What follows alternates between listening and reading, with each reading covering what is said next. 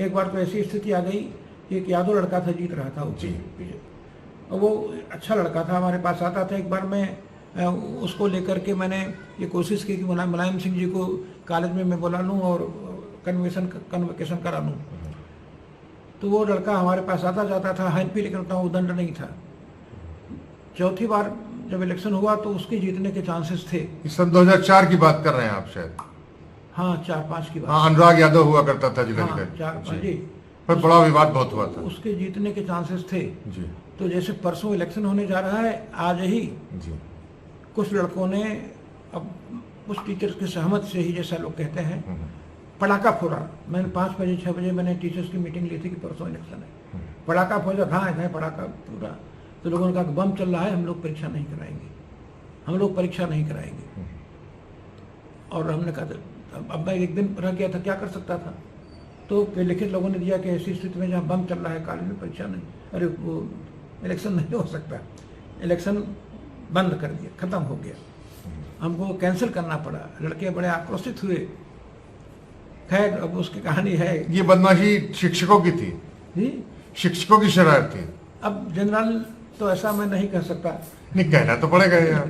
एक शिक्षक अगर सच नहीं बोलेगा, और खासतौर से उस जब हम अवसान के, उसमें कुछ शिक्षक ये चाहते थे कि नहीं हो, तो निश्चित रूप से जो पटाखा फूटा था वो इतनी बड़ी बात तो नहीं थी कि सबने उसी को लेकर के इनकार कर दिया कि परीक्षा नहीं कराएंगे, अरे इलेक्शन नहीं कराएंगे।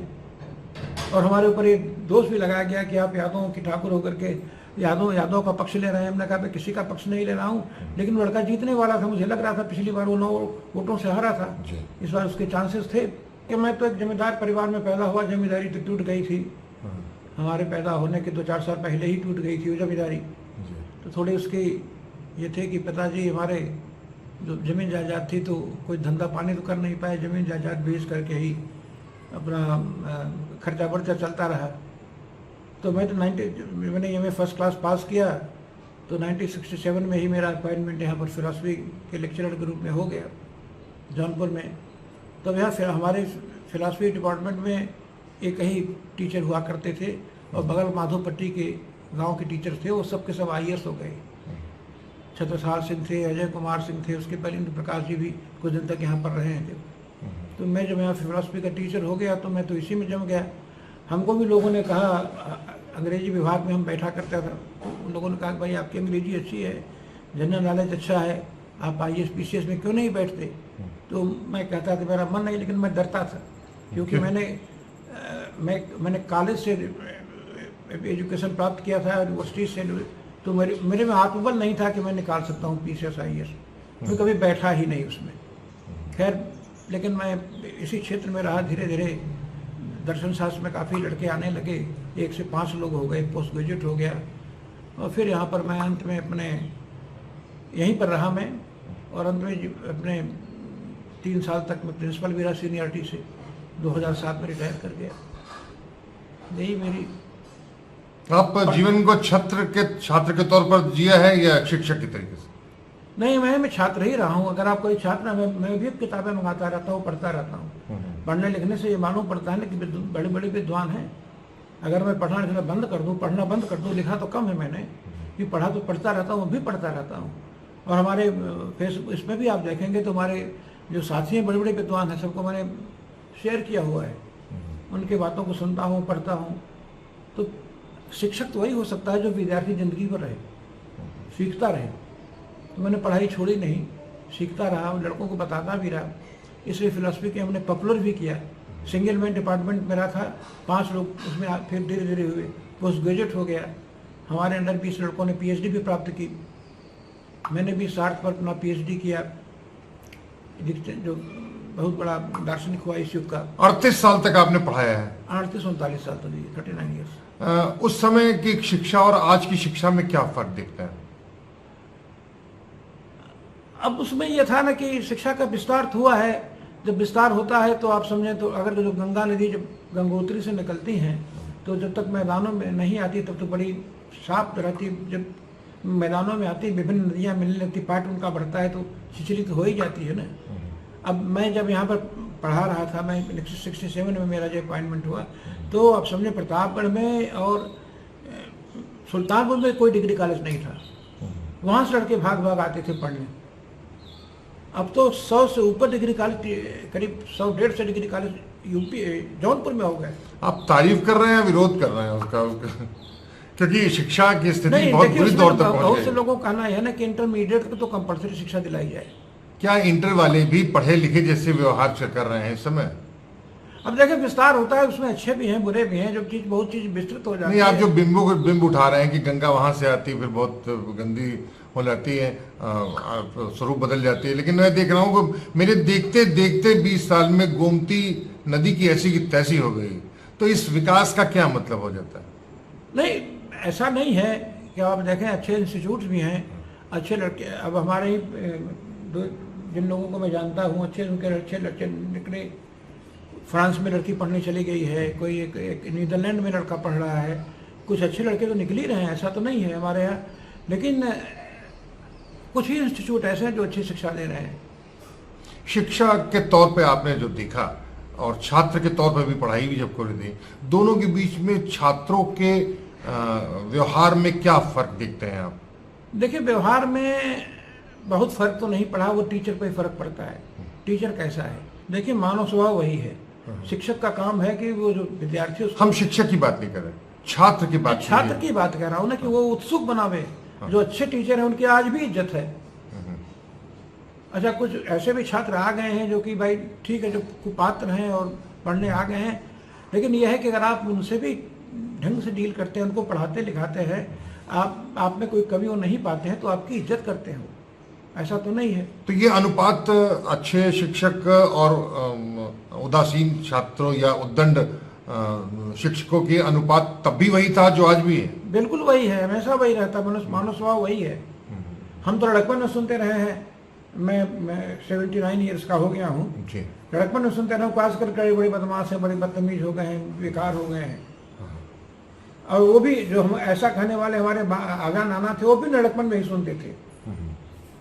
तो पीढ़ियों का क्लेश तो बराबर होता रहा है। जैसे आपके इतिहास के शिक्षक ने, हेड ऑफ द डिपार्टमेंट ने एक छोटी बच्ची के साथ सेक्सुअल रिलेशन के अपने दफ्तर में हरकत की, ये घटनाएं क्या पहले भी होती थी? आज दिक्कत यह है कि आप नियुक्ति करते समय भी अगर आप भाई भतीजेवाद की बात करेंगे, वो आयोग से नहीं आए थे। तमाम ऐसे नियुक्तियां हो जाती हैं जो कि उसके योग्य नहीं रहते। नियुक्तियों को सही ढंग से किया जाए तो ऐसी बातें कम होंगी। अब कम देखिए, दुष्ट तो IAS ऑफिसर बहुत ऐसा काम कर देते हैं, बहुत से ऐसी गलतियां हो जाती है, लेकिन उनका अनुपात बहुत कम रहता है। IAS क्या करते हैं, हमारी चिंता का विषय कैसे हो सकता है? एक शिक्षक क्या कर रहा है? मैं आप शिक्षक जैसे आपके TD कॉलेज, मेरी प्रश्न सुन ले। आपके TD कॉलेज के लॉ कॉलेज है, वहां पर एक टीचर ने एक छोटे से 12-13 साल बच्चे के साथ गुदा मैथुन किया। इसको किस तरीके से देखते हैं आप? वो दंडनीय है, उनको दंड मिलना चाहिए। क्या पहले यही होता था? नहीं, पहले भी कभी नहीं होता था। हाँ। पहले ऐसा नहीं होता था, कहीं अगर एक्सेप्शंस अपना अपवाद की बातें होती। अब ऐसा कितना विस्तार ज्यादा हो गया है ना, लेकिन मानव स्वभाव तो इतना विस्तार हो गया है कि आप उसको संभाल नहीं पा रहे हैं। आप समझें, क्या मानव स्वभाव में परिवर्तन हो गया है? मनुष्य तो वही है ना। आहार निद्रा भय मैथुनम च सामान्य, तो वही की बात है। अब अगर थोड़ा सा नैतिकता की कमी आ गई, शिक्षा की कमी आ गई है, कुपात्र लोग शिक्षा प्राप्त कर रहे हैं, कुपात्र ढंग से लोग पास होकर के चले आ रहे हैं, नंबर बढ़वा कर चले आ रहे हैं। अपॉइंटमेंट में भी सुनते हैं बड़ी गड़बड़ी होती है, पैसा ले लेके अपॉइंटमेंट कर दिया जाता है। तो अगर कुपात्रों को, सही लोगों को किसी भी क्षेत्र में आप देख लें, आप तो लिखते रहते हैं, सबके बगिया उधेड़ते रहते हैं।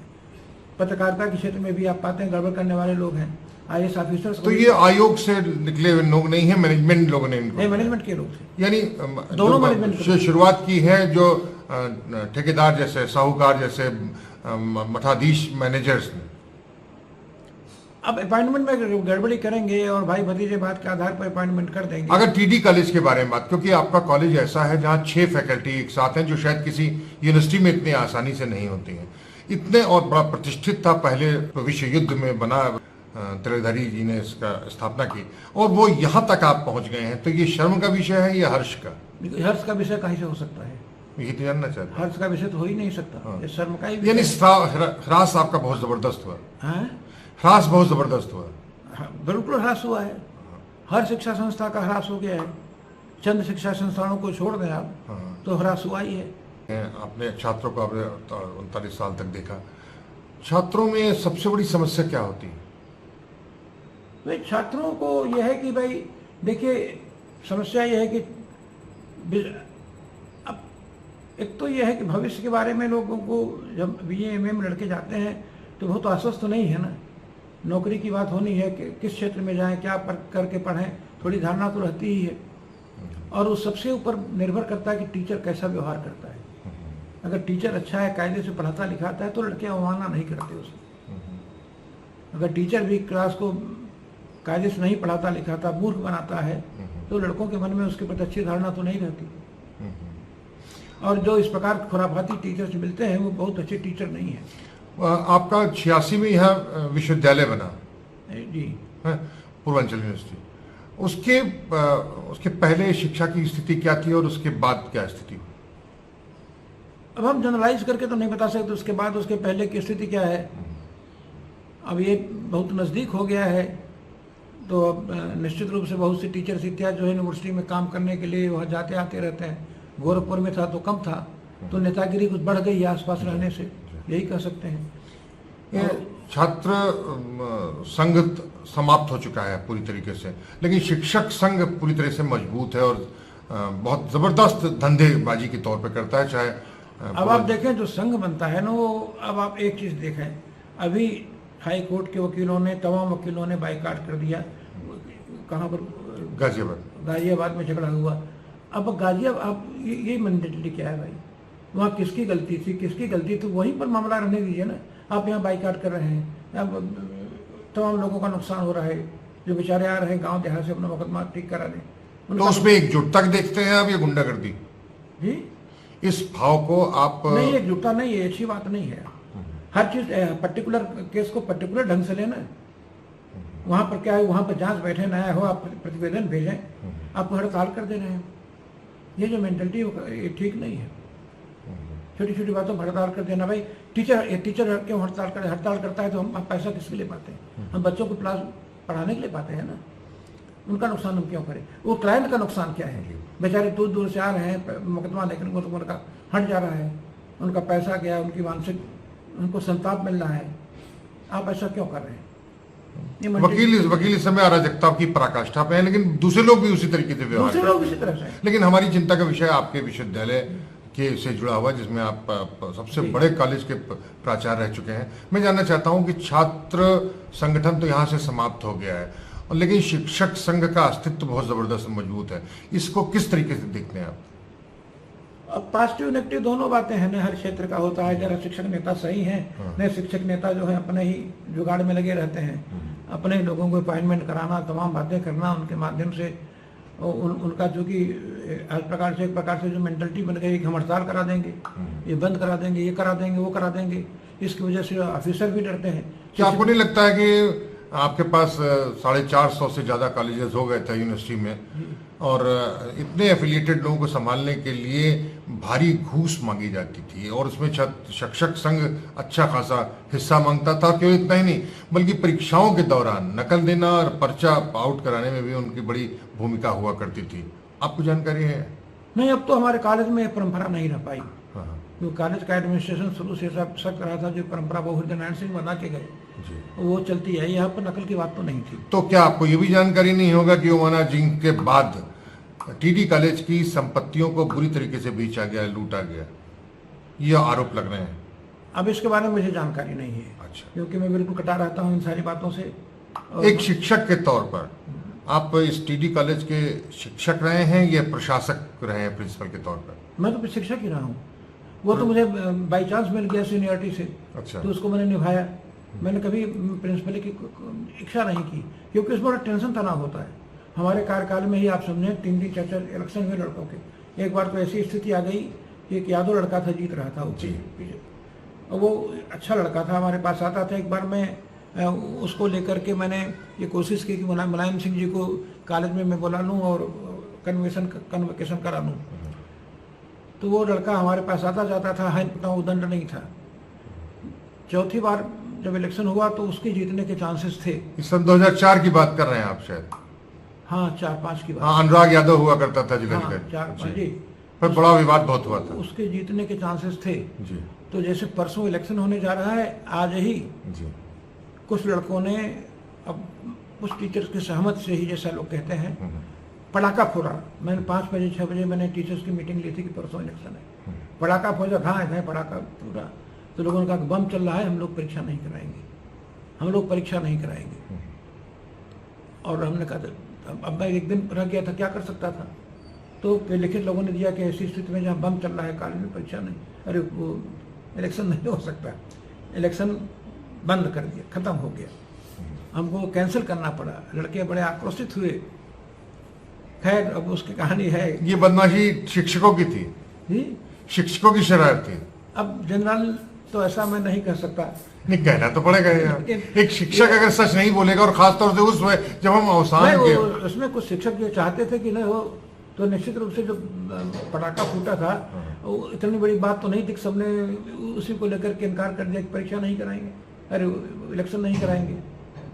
और हमारे ऊपर एक दोष भी लगाया गया कि आप यादवों की ठाकुर होकर के यादव का पक्ष ले रहे हैं। हमने कहा मैं किसी का पक्ष नहीं ले रहा हूँ, लेकिन लड़का जीतने वाला था, मुझे लग रहा था पिछली बार वो 9 वोटों से हारा था, इस बार उसके चांसेस थे।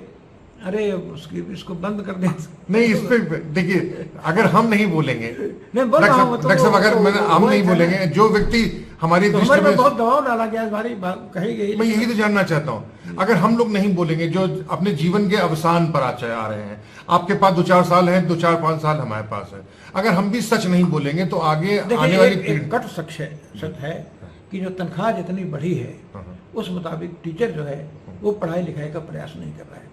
इस समय टीचर्स की जो सैलरी है वो IAS की सेक्रेटरी की सैलरी के बराबर है। सीनियर मोस्ट लोग यहाँ पर 3,30,000 पा रहे हैं पर मंथ। और शुरुआती दौर में भी आप समझे बहुत अच्छी सैलरी हो गई। हम लोग जो शुरुआत किए थे तो 2 से 40 रुपया 67 में मिलता था, और हम लोग कई साल तक पंखा नहीं ले पाए, फ्रिज की तो कल्पना ही नहीं कर सकते थे, फ्रिज ले सकते हैं। आज हर टीचर के पास गाड़ी है, हर टीचर के पास अच्छे अच्छे मकानात, तो पैसा तो बहुत मिल गया है। अब उस पैसे का सब लोग उसका सदुपयोग नहीं कर रहे हैं। जो मेरी जानकारी है 50% शिक्षक आपके TD कॉलेज के, उनमें से आधे से लोग क्लास नहीं ले पाते हैं या उनकी क्षमता नहीं होती करने की। नहीं, कुल करीब 200 के आसपास टीचर हैं, इससे ज़्यादा नहीं है जी। 200 से कम ही टीचर्स होंगे। कुछ लोग क्लास लेते हैं, कुछ नहीं लेते। अब हम तो कटे हुए हैं, लेकिन नहीं, कैसे शिक्षक तो ऐसे हैं जो चलने को मोहताज है, नहीं चल पाते, ठीक है, इतनी तोन निकली हुई है, इतनी तोन निकली हुई है कि वो चल नहीं पाते। अब तो निकलना तो शारीरिक बनावट की बात है भाई, उसकी बात मैं नहीं नहीं, बनावट है कुछ ज्यादा खा लेने की। नहीं, खाला ऐसा है कि देखिए, अब वो तो शारीरिक संरचना है, इंडोमार्फिक, एक्टोमार्फिक, मेसोमार्फिक, 3 प्रकार की संरचना होती है। जो इंडोमार्फिक, अरे भैंस तो भूसा खाती है ना, भूसा खा के चर्बी इकट्ठा कर लेती है। आप इतना दौड़ते धूपते रहते, तो आप ऐसे शिक्षकों को आप भैंस मान रहे हैं? नहीं, वो शारीरिक संरचना पर न जाए।